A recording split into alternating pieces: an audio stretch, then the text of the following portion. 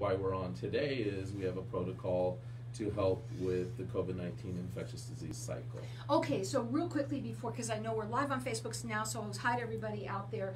I have to do this all myself because of this COVID-19 thing. I don't have the people that used to help me, and so I want to make sure that I get it out. Again, Dr. Sean Southland, he's the president and CEO of NeuroHealth Solutions, and you specialize in, brain disorders, but not disorders, the brain chronic disease process. But you told me before, you've been on before many times, that you've talked a little bit about how this COVID-19, that it attacks the brain, it affects the brain, and that's kind of where you come in here. You are on a mission, and you have been very, very frustrated before you came here. Now that it's even more so, because a lot of things that you're trying to do are not getting through, right? But before we came on the show, we were talking, just you and me, about how I had said to you, I think it was Georgia that was having 100 new cases just by opening up, and your words to me was, why can't everybody not understand? Exposed to the flu, then that would be your same mentality towards being exposed to coronavirus, and if not a little more, because it's a lot more contagious than the flu. So we are going to be exposed, which is why we came up with a care management system for understanding and dealing with the COVID-19 infectious disease cycle.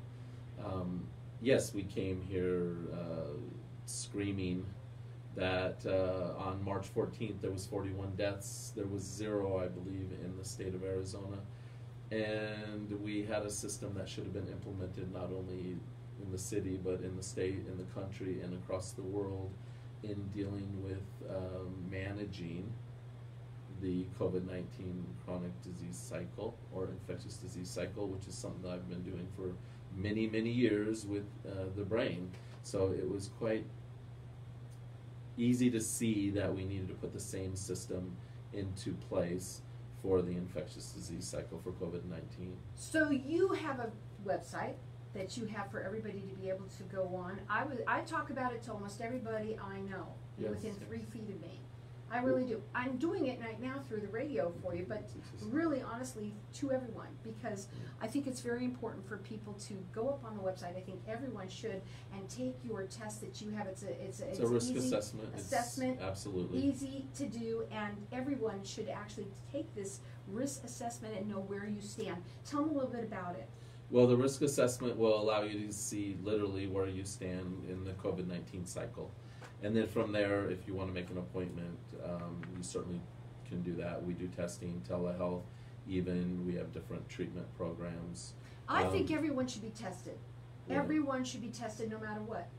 That's my feeling of it, because I feel that this is my thoughts, it's because even if you've had it, some people you have said have had it, don't even know they had it, but if you have had it and you have antibodies for it, well, then maybe you can help. Absolutely. So don't you agree that maybe everybody should be tested? Yeah, they're certainly welcome to. I think we've had a problem getting good sensitivity and specificity in the testing. We like to kind of match symptoms to the individual and then go from there, and that's why you should do the risk assessment, but also schedule an appointment to do a telehealth with one of our clinicians, and then we'll go from there. The website is NHS for NeuroHealth Solutions, so NHSCovid19.com, and just go up there and take that risk assessment. It's awesome for everybody to do. Also, I know that you are also right now, I haven't even gone to these, but if you want to do, we did identify, stratify, and then what are we going to do? Fortify. Well, that's the whole point once you do the risk assessment. Everybody's health is individualized. There's not one, protocol for everybody. Everything has to be individualized, which is us. We're all individuals. We have different health risks, and they need to be addressed. And that's why you should do it through a clinician. Just thinking you have or don't have, that risk assessment is a good start.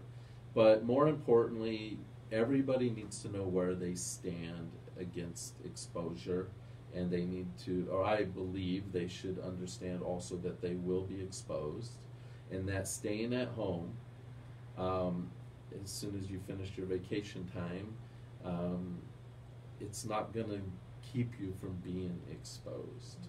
So eventually you have to come outside again, and you will get exposed, so you should be prepared for that. And there is a care management system in place. I'd love to see it all over the world. And then the other thing is, everybody I keep getting calls, well, we're just waiting for the vaccine, or this governor, or this or that, or wait, the vaccine. Okay, first of all, the best vaccine effectiveness we've had for the flu has been 60% effective. However, it's also been 10% effective. So with 330 million people, and if it was 10% effective, and actually all 330 million people got the vaccine on the year that it was only 10% effective, that means only 33 million were protected. So if you're thinking that there's going to be a miracle drug coming, along in this super fast way, or they're calling it some name, that it's going to be available in 12 to 18 months, or they're already doing human trials. They're doing human trials. That doesn't mean that that's the actual vaccine that works. It took 5.5 years for the Ebola vaccine, and that was severe. I mean, there was a lot of money behind that, because Ebola is much worse than the coronavirus. But it still took them 5.5 years. So we can't keep our country shut down for 5.5 years. We can't, and that's exactly what I was just thinking in my mind, is that how long can we stay in it like this? I think that ship has sailed. Right. I mean, I think a 2-week vacation was good enough. What is it? 8 weeks now, or something like that, or day 45, I guess, is what they're saying. There's people that have worked 30 years, 40 years, 50 years, and built businesses and handed them down to their kids, and they're out of business, and that's pretty sad. I know, and I was just talking to someone this morning about all of this, that what's really sad is I know people who literally great, normal, good people, and I'm not saying that it can happen to anybody, but right now they have to get food stamps because they don't have the money, and Absolutely. They qualify because they don't, and they're thankful for it and everything, and it's just so sad to see some of this. Well, yeah, and I think there's a lot of people out there that don't want to rely on the government for help. I mean, that's why we all work. That's why we're business owners. We want to make our own way. We want to provide for our families, and that's being taken away from a lot of people. So let me ask you a couple of different things now. What you have, before we go to a break, about you and what you've created, because I know that you want help and you want to get the word out about it. So let's talk about real quickly before we go to a break. Well, of course, I was eager to share this with our politicians because I felt it was the answer. I still feel it's the answer, and it is the answer. Sooner or later, they're going to have to adopt this or something similar in order for us to be functional again in society. It's right there, laid out. We have it all set up, and it could be, employed or deployed everywhere. Why aren't people listening? That's a great question. I can only do so much. I have people listening. We have patients, but we're only able to help a small amount of patients. I don't know. There's a better way. I'd love to be on national TV and let people know. I'm actually going on another channel on TV. But now even the TV stuff is Zoom, so however that goes, I don't know. But reality is you need to understand, you need to be identified, you need to stratify your risk, and we need to fortify you against the COVID-19 infectious disease cycle. Go up on the website. It's NHS for NeuroHealth Solutions. So NHSCovid19.com. So I'm going to keep on going here. Sure. Because, okay, let's say we... I actually have to get my surgery, so I have to, they said, good news, bad news, you can have your surgery, but you Got to get your COVID-19 test. yeah, So I think they shoved something way Yeah, up. nasopharyngeal, yeah. Is that what it is? Yeah, they're working on the saliva, but it hasn't been FDA approved yet that I know of. Okay. But Get 'em I'm anywhere. looking forward to the saliva test. How So. long does it take for that to come back with one up in the nose? Is it faster They now? tell us 48 hours. Yeah, that's It what is they told 48 me, hours. yeah, 48, so. Yes. Wow. But they're all over the place. I'm just going right over here on 17th and Thomas. To LabCorp? Yes, sir. Yeah, that's who. Exactly, yeah. Well, I think that, well, there you go. You see a lot of people out there, they're having electrosurgery. They need to have that. They're telling them they have to. Right. That's new because my daughter had her wisdom teeth out the first day of this whole thing. Right. We didn't even think she was going to end up doing it, but they said, yes, please come on in. And but they didn't ask for a test, so I Right. guess people are making sure now more. I don't know. Well, yeah, it's important. The downfall is what I'm seeing is people are going to start to get categorized. And then the fact is, if you think you've gotten it or haven't gotten it, you could leave that test site and go walk by somebody or something, and then you could get the viral particles. Again, we built a system that is going to, it just expects that you're going to get it. So it starts out with educating people and then giving them a place to go and seeing where they stand, even what their risk factors are against COVID-19. And there's a lot of risk factors, not just the ones that the CDC says are there. And so that's why being, seen, or at least a telehealth or telemedicine consultation will kind of give you a better feel from where you stand against COVID-19. By being proactive. Absolutely. What do we do? The first thing is obviously test yourself, find out where you are, take that risk assessment that you have, right? Which I love. I've sent it to everyone. Seriously. Yeah, it's great. I think a lot of people are in denial too. They are. Do you agree with that? Yeah, I mean, it's a natural reaction. And also, it's like, okay, well, it's hitting everybody else but me. I think someone said that this morning to me. I don't know anyone who's gotten it, so why am I going to? Right. Well, and that was, I mean, I'll be honest, I'm the same way. I think I get the flu every 3 or 4 years. So I'm just like, I just keep going on, and then it hits me and I'm like, oh man, it got me. And then, but now with COVID-19, I'm more aware. All my staff is, we all do preventative, so we do our exposure, protocol. So my staff is going through, we're lowering their oxidative stress, we're improving their immune system, and that's what everybody should do. Unfortunately, it has we have a lot of expensive equipment in order to make that happen. There, yeah. Right, and then doing blood tests and stuff like that. But being aware of your health factors is important, and knowing where your weak links are is important. And there's a lot of times you can make little changes. Even after you do a protocol with us, we can keep your immune system up. And that way, when it does happen, the negative effects of the COVID-19 are going to be reduced. And remember, there's no treatment, there's no cure. And the vaccine is not a cure, okay? Right. People need to understand that. Here we go. We're going to talk about that now, Sure. Okay? Because I think it's important for people to hear that.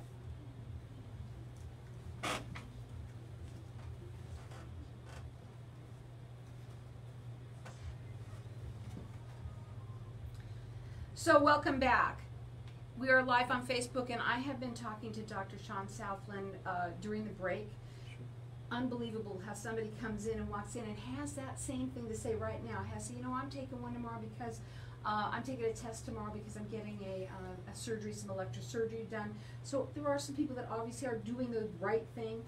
So one thing that you had said that you want people to understand about the vaccine, which we were talking about this, tell them about what you said about the vaccine. Well, I think it's important to know there's no treatment and there's no cure.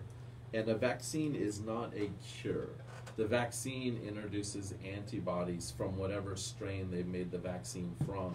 But just like the flu, right, every year we know it's hit or miss on how effective the vaccine is. It protects some people, and the historical data on that is about 10 to 60% effective. It'd be a lot better to say every year it's 60% effective, but unfortunately there's a lot of years that it's closer to the 10. So I think, thinking we're going to stay social distancing and self-isolation and, stuff like that until a vaccine comes out, okay, let's say it works for 50% of society. Let's say it's an amazing vaccine and it's 50% effective. Does that mean the other 50% stay locked away? And do we just keep testing every day? Because things change every day.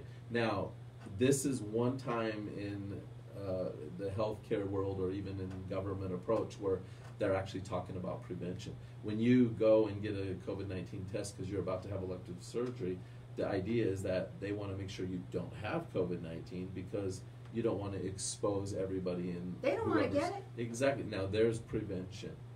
But when you talk about sending a proposal to the governor, and I say, hey, this is a preventative protocol, it's a proactive prevention or care management, who wants to pay for prevention?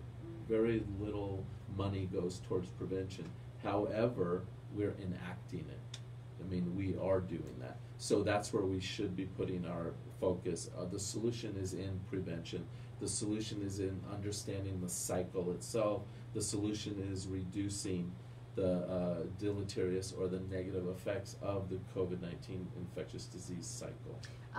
I think it's so important for everybody to go up on this website and share it with everybody that you know, because it's information that is invaluable for everybody right now. I mean, It is absolutely imperative that you do it.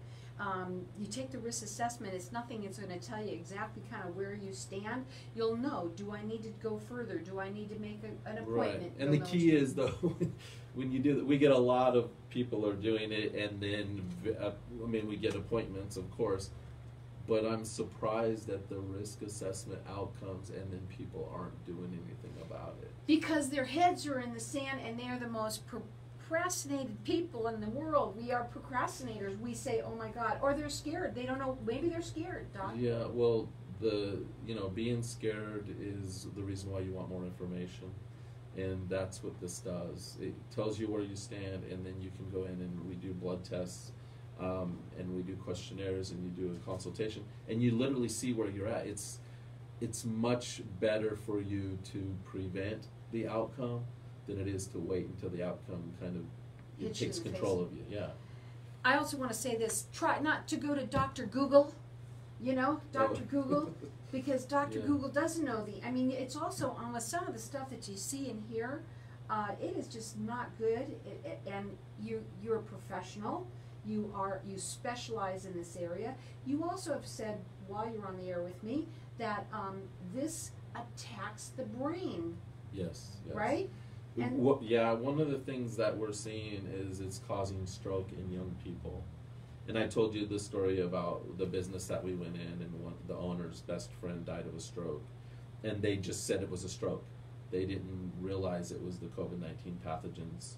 And then later, now there's multiple strokes occurring in young people. And they're saying, well, now we know. It changes the permeability of the blood vessels.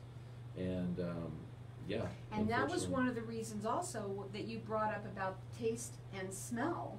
Well, again, it affects the brain, yes. Right. So there's, I think, over 10 different neurological disorders that are being exacerbated from the COVID-19 infectious disease cycle.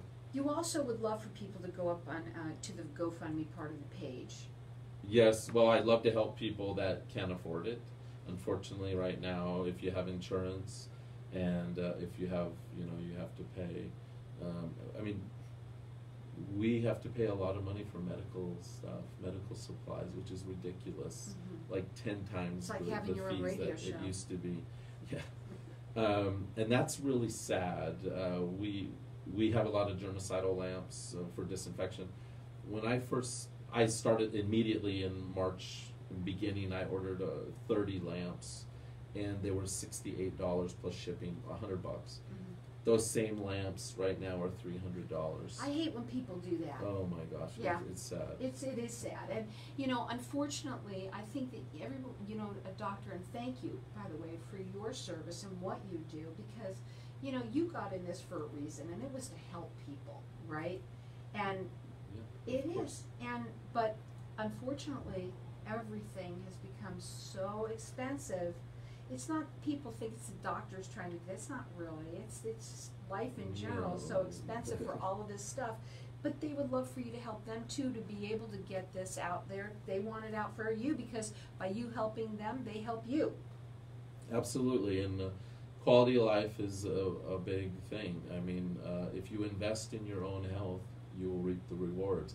If you wait for somebody else to dole out what they think is right for you, well, it's a hit or miss. Maybe it will be right for you. But more often than not, that's why the death toll is, what do we got? We had 26 deaths in Arizona yesterday. We'll have over 8,000 confirmed cases. And now we have over 1 million confirmed cases. And I don't really want to get, caught up in this confirmed cases stuff, because really there's a lot of people out there that have been exposed. Everybody will be exposed sooner or later. That's the thing people need to swallow and understand, because that's what I think is going to push us up to the next level, where we say, okay, now we have to deal with it. What's the care management process for dealing with COVID-19? I want to ask you something, because I remember when I was a kid, you had chicken pox. And there was things earlier on that were terrible things, and the chicken pox seemed pretty bad. And they have my children got a vaccine for it, and so, but they didn't not get it. They got it, but they got it was a very light. And that's the whole idea of a vaccine. Exactly. Let your body build the antibodies by you introducing will get the it no matter what. actual- Again, it may not be as bad, it may not affect you as bad, but again, you also said, how do you know whether it will or not? Right. Well, we know that viruses adapt very well. And we already know that there's 7 different coronaviruses, and that there's about 37. And this depends on the research, so don't hold me to that number. No. 37 different strains. So that's how well it adapts. There's good viruses and bad viruses. Unfortunately, this is not our friend. Yeah. So I just, people will come to us distraught because they wait until after the fact. And it's always the same. As soon as you feel or you understand that you're at risk, you need to get a hold of a health professional that offers some type of intervention. We abide by all of the CDC guidelines and whatever the FDA is saying, the current remdesivir and hydroxychloroquine, plasma, convalescent plasma, whatever that is. But we can avoid all of that if you are proactive. If you actually say, hey, I'm at risk, let me do something about it. So how easy is this? You go up on that website and you take the risk assessment. Absolutely. You'll know exactly where you stand, and don't procrastinate. I mean, please, people, you've been listening to me for a long time. I know you guys are procrastinators out there. I know you do things when you're ready. Get ready. Let's do it. And go up on the website. Absolutely. It's NHS for NeuroHealth Solutions. So NHSCovid19.com. Take the test. It's super simple. What are your final words? Don't procrastinate. Absolutely. It's all about that. And you know what, go ahead. It's all about getting back into society, getting our economy boosted again. Stop complaining about it. Quality of life, going outside and returning, America to where it was. Back to where it was. Stop complaining and stop saying this is what we should do or not do when you don't really know yourselves. Go up on there and take this test. It's a little risk assessment. It's so easy to do. You'll find out right away, where do I stand? And if you have any questions, give them a call. You can make an appointment